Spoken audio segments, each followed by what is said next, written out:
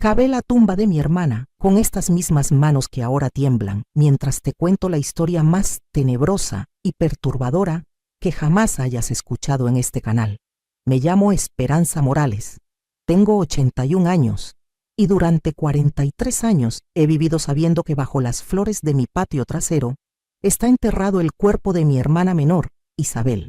Y si me preguntas si fue un accidente, si fue defensa propia, o si simplemente perdí la razón una noche de invierno, te voy a decir algo que te va a helar hasta los huesos. Hasta el día de hoy no estoy segura.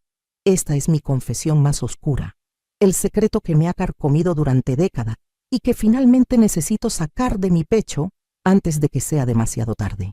Porque hay crímenes que la tierra guarda en silencio y hay hermanas que se llevan secretos tan espantosos que pueden destruir familias enteras. Todo comenzó en el invierno de 1981. Yo tenía 38 años, Isabel 35, y vivíamos juntas en la casa que habíamos heredado de nuestros padres.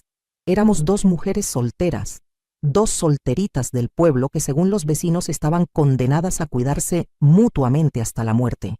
Lo que ellos no sabían es que Isabel y yo llevábamos años odiándonos en silencio. Años acumulando rencores que se habían vuelto venenosos como serpientes. La noche que la enterré, había descubierto algo sobre mi hermana que cambió para siempre la imagen que tenía de ella. Algo tan perturbador, tan imperdonable, que por un momento pensé que me volvería loca. Isabel no era la mujer dulce y sacrificada que todos creían conocer. Isabel era un monstruo disfrazado de santa, una depredadora que había arruinado vidas enteras mientras fingía ser la hermana abnegada que cuidaba de su pobre hermana mayor. Esa noche fatídica, cuando regresé temprano de mi trabajo en la biblioteca, encontré a Isabel en la sala con un hombre que no reconocí, pero no era cualquier hombre.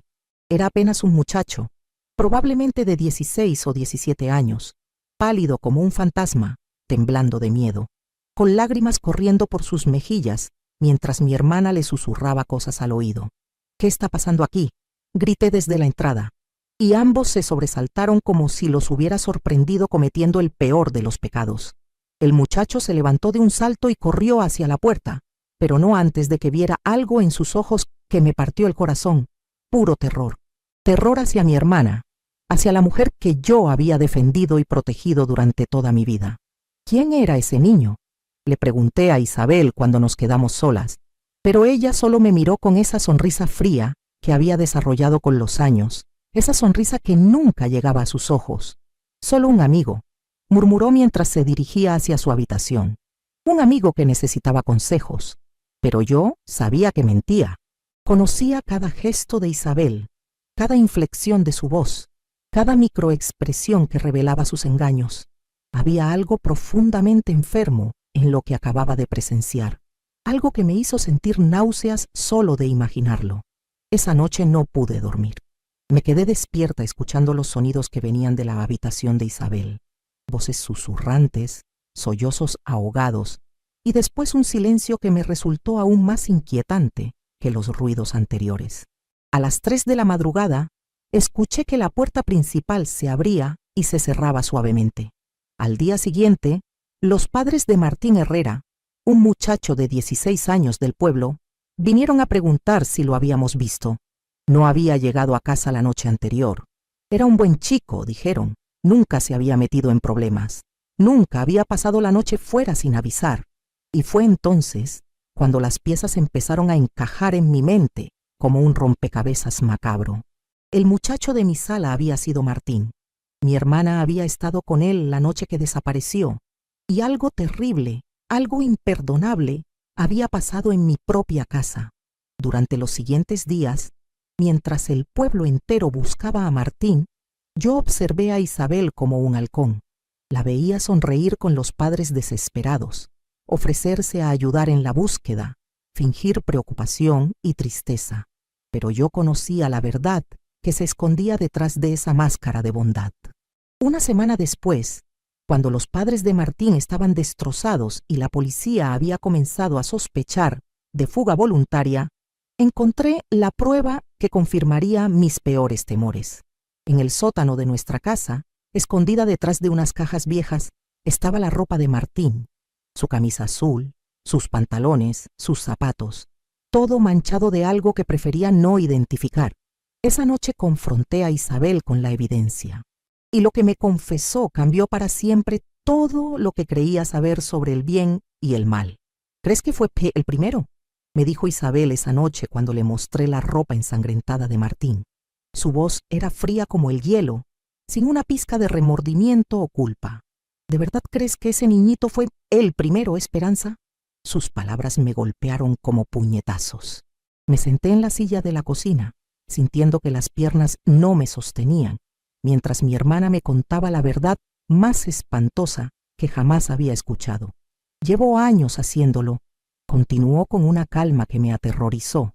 Años atrayendo muchachos a esta casa, muchachos perdidos, solitarios, que nadie va a extrañar demasiado.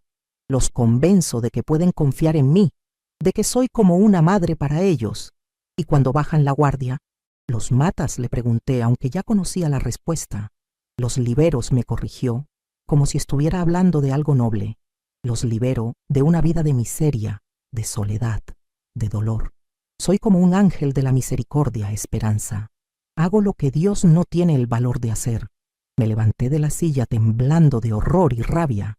¿Dónde están? ¿Dónde están los otros cuerpos? Isabel sonrió, y esa sonrisa me reveló a la verdadera mujer que había estado viviendo bajo mi techo durante años. En el jardín, hermana mía, bajo tus rosas favoritas, bajo el limonero que tanto te gusta, bajo el lugar donde haces tus ejercicios matutinos. Has estado caminando sobre ellos toda la vida. El mundo se detuvo.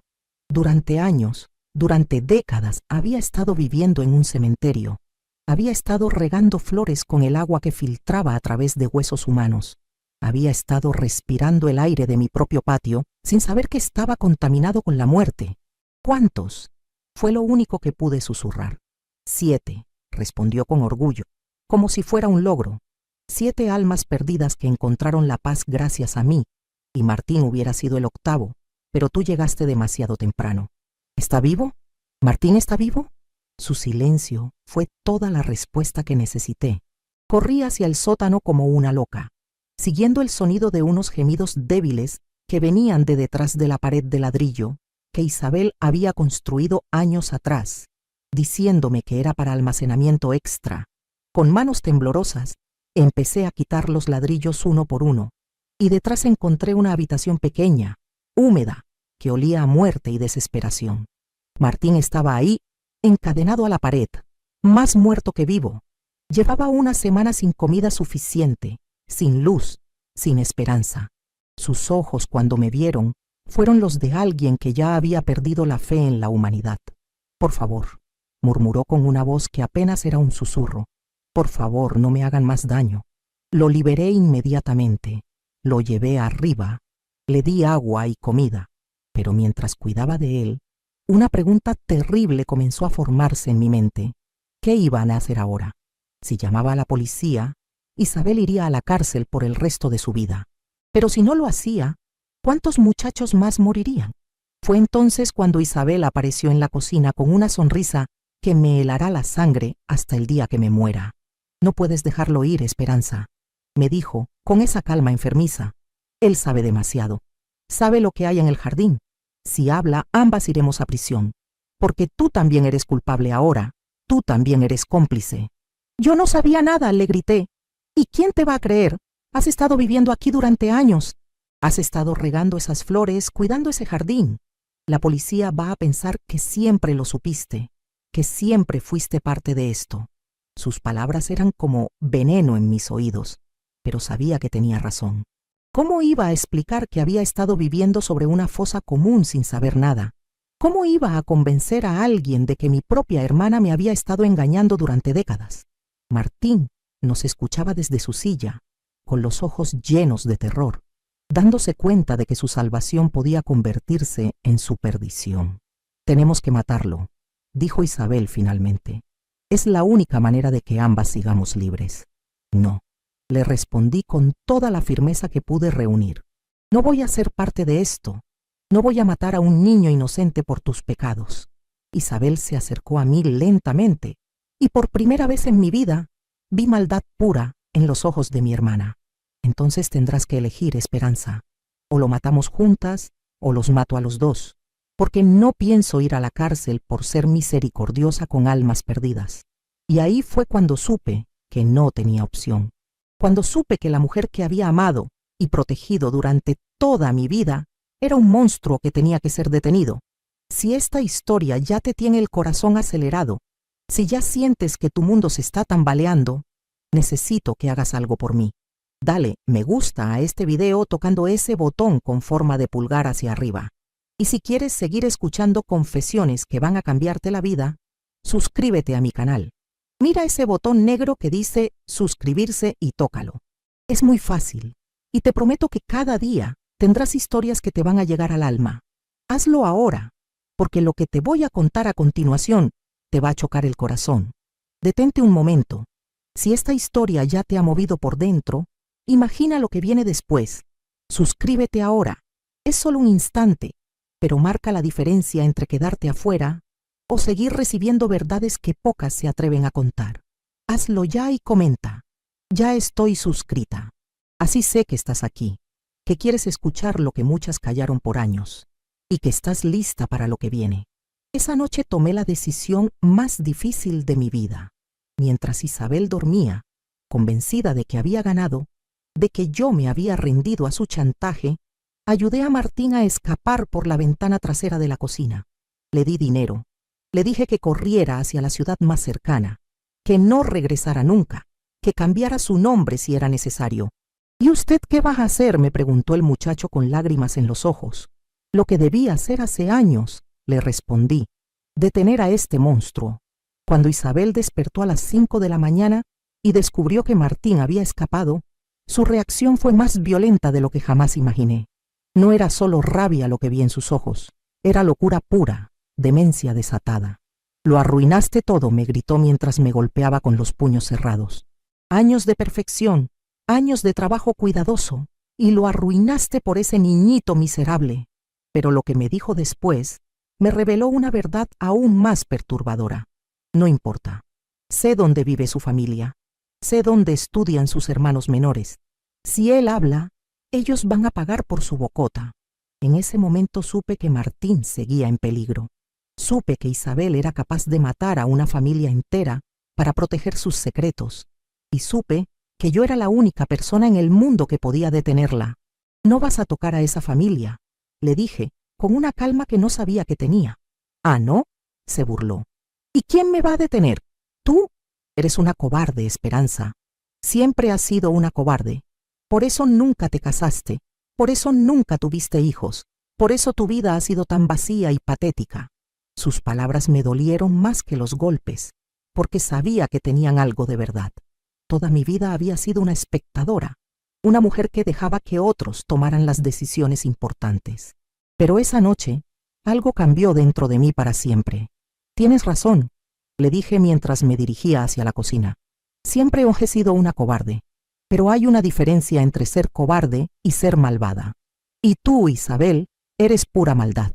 Tomé el cuchillo más grande que teníamos, ese cuchillo que habíamos heredado de nuestra abuela, el mismo que Isabel había usado para... No quiero ni imaginármelo. Cuando regresé a la sala, ella estaba sentada en su silla favorita, sonriéndome con esa sonrisa diabólica. ¿Vas a matarme, Esperanza?, me preguntó como si fuera la cosa más divertida del mundo. ¿La cobardita va a matar a su hermana menor? Voy a detener a un monstruo, le respondí, y por primera vez en mi vida, mi voz sonó firme, decidida, poderosa. Lo que pasó después sucedió tan rápido que aún hoy, 43 años después, no estoy completamente segura de todos los detalles. Isabel se levantó de la silla como un animal salvaje. Me atacó con las uñas, tratando de quitarme el cuchillo. Luchamos durante lo que parecieron horas, pero probablemente fueron solo minutos. Y entonces, de repente, Isabel se detuvo. Se quedó quieta. Me miró con sorpresa, y una mancha roja empezó a extenderse por su camisa blanca. ¿Cómo te atreves?, murmuró tocándose el pecho donde el cuchillo había entrado. Cayó hacia atrás, golpeándose la cabeza contra la esquina de la mesa de centro. El sonido fue horrible, como un melón rompiéndose, y entonces hubo silencio, silencio completo. Me quedé ahí parada, con el cuchillo ensangrentado en las manos, mirando el cuerpo de mi hermana, tratando de entender qué acababa de pasar. ¿La tía la había matado el cuchillo o el golpe en la cabeza? ¿Había sido defensa propia o asesinato premeditado? ¿Era una heroína que había salvado vidas inocentes o una asesina que había matado a su propia hermana? Pero no tenía tiempo para filosofar. Tenía un cuerpo que esconder y una historia que inventar, porque si la policía encontraba a Isabel, también encontrarían el jardín. Y si encontraban el jardín, encontrarían a los 7 muchachos que ella había matado durante años. Esa madrugada, cavé la tumba más profunda de mi vida.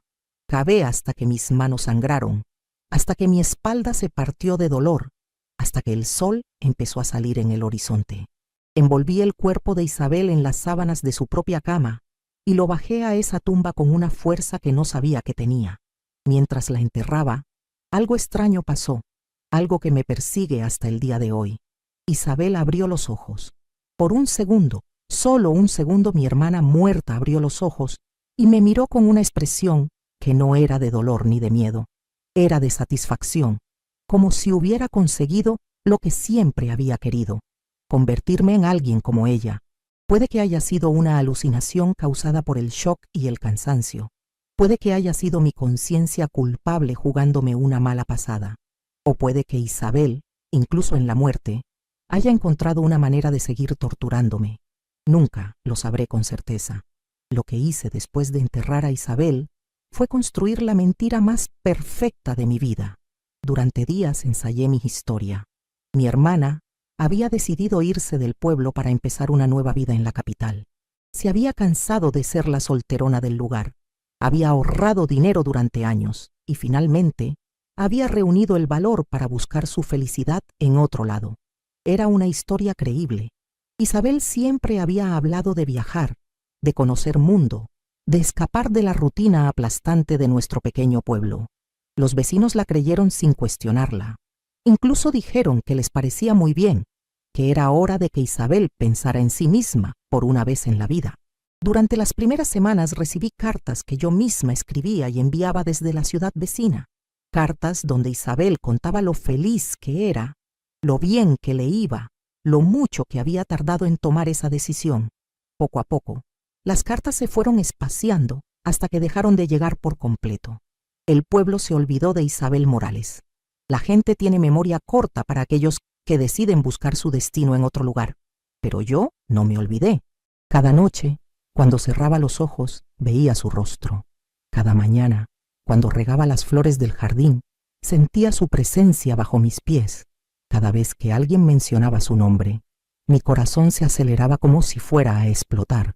Y entonces empezaron a pasar cosas extrañas. Primero fueron ruidos que venían del sótano en las noches más silenciosas. Pasos que resonaban en el techo cuando yo estaba sola en la sala. Golpes suaves en las paredes, como si alguien estuviera pidiendo ayuda desde adentro. Después fueron los sueños. Sueños donde Isabel regresaba a casa, cubierta de tierra, con gusanos saliendo de su boca, preguntándome por qué la había traicionado. Sueños donde los 7 muchachos enterrados en el jardín se levantaban como zombis para reclamar justicia. Sueños donde Martín regresaba convertido en un hombre adulto, buscándome para vengarse de haberlo dejado ir. Pero lo más perturbador de todo fueron las visitas, porque verás, Martín no se había ido tan lejos como yo pensaba. Martín había regresado. Apareció en mi puerta una noche de lluvia, 5 años después de la muerte de Isabel. Ya no era el muchacho aterrorizado que había liberado. Era un hombre de 20 años, más fuerte, más seguro de sí mismo, pero con los mismos ojos traumatizados que recordaba. «Hola, señora Esperanza», me dijo cuando abrí la puerta. «Creo que usted y yo tenemos que hablar». Lo invité a pasar, le preparé café, traté de actuar con normalidad, pero sabía que esa visita cambiaría todo. «¿Dónde está su hermana?», me preguntó directamente sin rodeos. «Se fue del pueblo». Le respondí con la misma mentira que había contado durante años. Se mudó a la capital para empezar una nueva vida. Martín sonrió, pero no fue una sonrisa amable. Fue una sonrisa que conocía mi secreto. que había visto a través de mi mentira desde el primer momento. Señora Esperanza, me dijo con una calma que me aterrorizó. Yo nunca me fui realmente del pueblo. Me quedé escondido en la montaña durante semanas, observando esta casa, asegurándome de que Isabel no fuera a perseguir a mi familia. Mi corazón se detuvo. Vi lo que pasó esa noche. Vi cómo usted cavó esa tumba en el jardín. Vi cómo enterró a su hermana al lado de sus otras víctimas. No sé de qué me habla, murmuré, pero mi voz temblaba tanto que era obvio que mentía. Sé exactamente de qué hablo. Y sé algo más. Sé que usted no mató a Isabel para salvarme a mí. La mató para salvarse a sí misma. Sus palabras me golpearon como puñetazos. Eso no es cierto. Yo la maté para detenerte, para proteger a otros muchachos inocentes. ¿De verdad? Martín se inclinó hacia adelante, y vi algo en sus ojos que me hizo entender que sabía mucho más de lo que había revelado. Entonces explíqueme por qué, después de matar a su hermana, usted nunca llamó a la policía para reportar los cuerpos del jardín. Explíqueme por qué nunca les dio un entierro digno a esas víctimas. Explíqueme por qué los dejó ahí, pudriéndose bajo sus flores favoritas. No tenía respuesta, porque sabía que tenía razón. Sabía que en el fondo había matado a Isabel no por justicia, sino por miedo. Miedo de que me involucrara en sus crímenes. Miedo de perder mi vida respetable, mi trabajo en la biblioteca, mi reputación en el pueblo. ¿Qué quiere de mí?, le pregunté finalmente. Martín sacó una libreta de su chaqueta. Quiero los nombres de todos los muchachos que ella mató. Quiero que me cuente todo lo que sabe sobre sus métodos, sobre cómo los atraía, sobre cómo los mataba. Y quiero que me ayude a darles a esas familias la paz que merecen. Y si me niego, entonces iré directamente a la policía con lo que vi esa noche. Y usted pasará el resto de su vida en la cárcel, no como la mujer que detuvo a un monstruo, sino como su cómplice silenciosa. Durante las siguientes horas, le conté a Martín todo lo que sabía.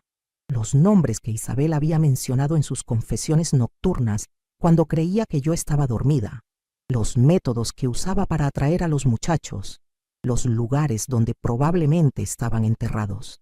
Pero mientras hablaba, una pregunta terrible comenzó a formarse en mi mente. Una pregunta que iba a cambiar toda la historia otra vez. Martín, le dije cuando terminé mi confesión, hay algo que no entiendo. Si usted vio todo lo que pasó esa noche, si sabe que yo maté a Isabel, ¿por qué nunca fue a la policía? ¿Por qué esperó 5 años para venir a hablar conmigo? Su sonrisa se volvió más amplia, más siniestra. Y entonces me dijo algo que me hizo entender que había estado jugando conmigo desde el momento en que entró a mi casa, porque necesitaba tiempo para planear mi venganza perfecta, señora Esperanza, y porque hay cosas sobre esa noche que usted no sabe, cosas que van a cambiar todo lo que cree entender sobre lo que realmente pasó. ¿Qué cosas?, le pregunté con un hilo de voz, sintiendo que el mundo se tambaleaba bajo mis pies otra vez. Martín se levantó de la silla y caminó hacia la ventana que daba al jardín, ese maldito jardín que había sido mi tormento durante años. Con las manos en los bolsillos, me habló sin voltear a verme. Señora Esperanza, ¿usted realmente cree que una mujer de 35 años como Isabel podía dominar y matar a muchachos fuertes de 16 y 17 años ella sola? ¿Cree que podía cavar tumbas tan profundas sin ayuda? ¿Cree que podía planificar todo ese esquema de muerte sin un cómplice? Su pregunta me dejó sin aliento. Durante todos estos años, nunca me había cuestionado los detalles prácticos de los crímenes de Isabel. Había estado tan consumida por la culpa y el horror que nunca había analizado la lógica detrás de sus confesiones. Isabel tenía un socio, continuó Martín, ahora volteando a verme con esos ojos que habían visto demasiado. Alguien que la ayudaba a atraer a los muchachos, alguien que los sometía mientras ella hacía su trabajo sucio, alguien que cavaba las tumbas y limpiaba la evidencia. ¿Quién?, susurré, aunque una parte de mí ya empezaba a sospechar la respuesta. Su querido bibliotecario jefe, don Ricardo Vázquez, el mismo hombre que le dio trabajo cuando más lo necesitaba, el mismo que la consoló cuando Isabel se fue del pueblo, el mismo que ha estado visitándola todas las semanas durante estos 5 años para asegurarse de que esté bien. Ricardo, el hombre gentil y educado que dirigía la biblioteca donde yo trabajaba, el hombre que me había ofrecido trabajo cuando mis padres murieron, el hombre que se había convertido en mi confidente, mi apoyo emocional, mi única compañía real después de la partida de Isabel. Eso es imposible, murmuré, pero incluso mientras lo decía, los recuerdos empezaron a encajar de manera siniestra. Las veces que Ricardo llegaba temprano a la biblioteca con tierra bajo las uñas, las ocasiones en que lo había visto salir de la ferretería con herramientas que nunca usaba en el trabajo, la forma extraña en que siempre sabía cuándo yo estaba particularmente triste o vulnerable. ¿Cómo sabe todo esto?, le pregunté a Martín, porque después de escapar de esta casa no me fui lejos. Me quedé observando, investigando, siguiendo las pistas. Durante 5 años he estado construyendo un caso contra ambos, contra Isabel, contra Ricardo y contra usted. Yo no tuve nada que ver con esos asesinatos. ¿De verdad? Martín sacó una cámara fotográfica de su mochila. Entonces, ¿por qué hay fotos suyas en la biblioteca? Trabajando horas extras los mismos días que desaparecieron 4 de esos muchachos. ¿Por qué su nombre aparece en los registros de préstamos de libros sobre jardinería y conservación de suelos justo antes de que comenzaran los asesinatos? ¿Por qué Ricardo tiene una llave de esta casa desde hace 8 años? Cada pregunta era como una bofetada. Todo sonaba condenatorio, pero yo sabía que era inocente. Sabía que nunca había participado conscientemente en los crímenes de Isabel, pero también sabía que explicar mi inocencia iba a ser casi imposible. Usted ha sido la tapadera perfecta, continuó Martín implacablemente. La hermana mayor respetable que daba credibilidad a Isabel, la mujer confiable que trabajaba en la biblioteca y que nunca levantaría sospechas. Ricardo y Isabel la han estado usando durante años, y usted ni siquiera se dio cuenta. ¿Qué quiere de mí?, le pregunté, sintiendo que me ahogaba en la trampa que se cerraba a mi alrededor. Justicia, respondió simplemente. Quiero que Ricardo pague por lo que hizo. Quiero que las familias de esas víctimas sepan la verdad. Y quiero que usted pague por su complicidad, consciente o no. Se acercó a mí y me puso una grabadora sobre la mesa. Va a confesar todo. Va a llamar a Ricardo y lo va a traer a esta casa esta noche. Y cuando llegue, ambos van a admitir sus crímenes frente a esta grabadora y frente a la policía que ya está en camino. ¿La policía? Llamé desde el teléfono público antes de venir aquí. Llegan en 1 hora, tiempo suficiente para que usted tome la decisión correcta por primera vez en su vida. Mi mundo se desmoronó completamente. En 1 hora, mi vida respetable, mi trabajo, mi reputación, todo se acabaría. Iba a ser arrestada por complicidad en asesinatos múltiples. Iba a ser juzgada como la hermana que encubrió a una asesina serial. Iba a pasar el resto de mi vida en prisión. Pero entonces, mientras miraba a Martín con sus ojos llenos de sed de venganza, mientras veía la satisfacción en su rostro al verme sufrir, me di cuenta de algo que cambió toda la ecuación. Martín, le dije con una calma que no sabía que tenía, hay algo que usted no sabe sobre esa noche. Algo sobre Isabel que va a cambiar todo lo que cree entender sobre esta historia. Su expresión de confianza vaciló por primera vez. Isabel no era la asesina, le dije, y cada palabra que salía de mi boca era como veneno puro. Isabel era otra víctima, y el verdadero asesino, el hombre que mató a esos 7 muchachos, el hombre que la mató a ella y me obligó a enterrarla para protegerme, está sentado en mi mesa de la cocina ahora mismo. El rostro de Martín se puso pálido como la muerte. Usted nunca fue víctima de Isabel, Martín. Usted era su socio. Y cuando ella trató de detenerlo, cuando amenazó con confesar todo, usted la eliminó y me manipuló para que creyera que yo la había matado. La verdad más horrible de todas comenzó a salir a la luz, como un cadáver que flota a la superficie después de años enterrado. Está loca, murmuró Martín, pero el temblor en su voz me confirmó que había dado en el clavo. Completamente loca. Isabel era una asesina y usted la mató. Yo fui su víctima, pero yo ya había empezado a recordar detalles que durante años había enterrado en lo más profundo de mi mente, detalles que ahora salían a la superficie como gritos pidiendo justicia. La noche que lo encontré en mi casa, comencé, sintiendo una claridad mental que no había tenido en décadas. Usted no estaba encadenado cuando llegué al sótano. Las cadenas estaban ahí, sí, pero sueltas. Usted se las puso cuando escuchó que yo bajaba las escaleras. Su rostro se contrajo de una manera que confirmó mis sospechas. Y cuando lo llevé arriba para darle agua y comida, usted sabía dónde estaban las cosas. Sabía dónde guardábamos los vasos, dónde estaba la despensa, cómo funcionaba la cocina, como si hubiera estado en esa casa muchas veces antes. Eso no significa nada, tartamudeó, pero ya no sonaba como el vengador confiado que había llegado a mi puerta. Me levanté de la silla y me acerqué a él lentamente.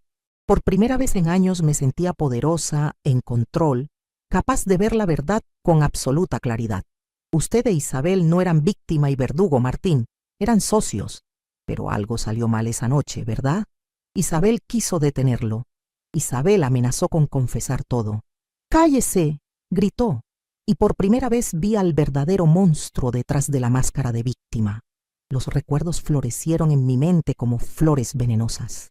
Recordé las palabras exactas de Isabel esa noche. Esperanza, tengo que contarte la verdad sobre Martín. No es lo que parece. Es peligroso. Ha estado usando nuestra casa para traer a esos muchachos, pero yo no la había dejado terminar. Había visto la ropa ensangrentada. Había asumido lo peor. Había actuado impulsivamente. Yo maté a Isabel porque malinterpreté lo que me estaba diciendo. Continué, sintiendo que las lágrimas empezaban a rodar por mis mejillas. Creí que me estaba confesando ser una asesina cuando en realidad me estaba advirtiendo sobre usted. Martín sacó un cuchillo de su chaqueta, el mismo tipo de cuchillo que había usado para matar a esos muchachos. Van a encontrar su cuerpo junto al de su querida hermana, me dijo con una sonrisa diabólica. 2 hermanas que se mataron mutuamente en una pelea familiar. ¡Qué tragedia tan perfecta! Pero lo que él no sabía es que durante estos años de culpa y tormento, yo había estado preparándome.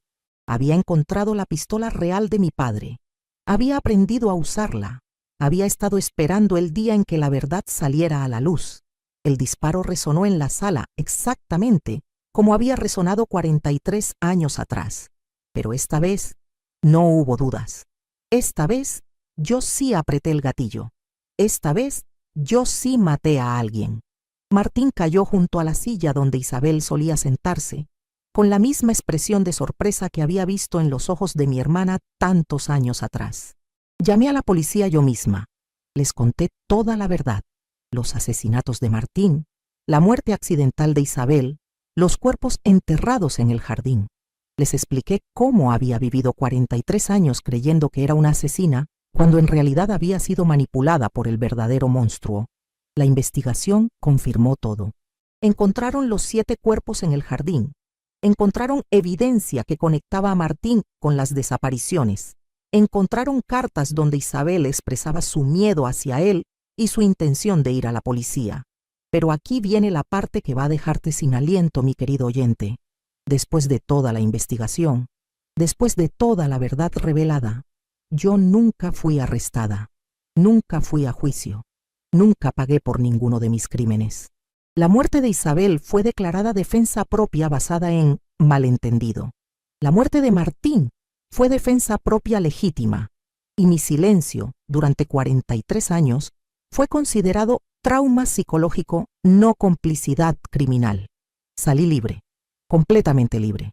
Pero la libertad, como aprendí, no es lo mismo que la paz, porque hasta el día de hoy, 81 años después, no sé si realmente fui víctima de las circunstancias o si en algún nivel siempre supe la verdad y elegí ignorarla. No sé si Isabel murió tratando de salvar vidas o si murió por mi cobardía. No sé si soy una heroína que finalmente hizo justicia o una asesina que encontró la manera perfecta de salirse con la suya. Lo que sí sé es que hay verdades que pesan más que las mentiras y hay libertades que se sienten como prisiones.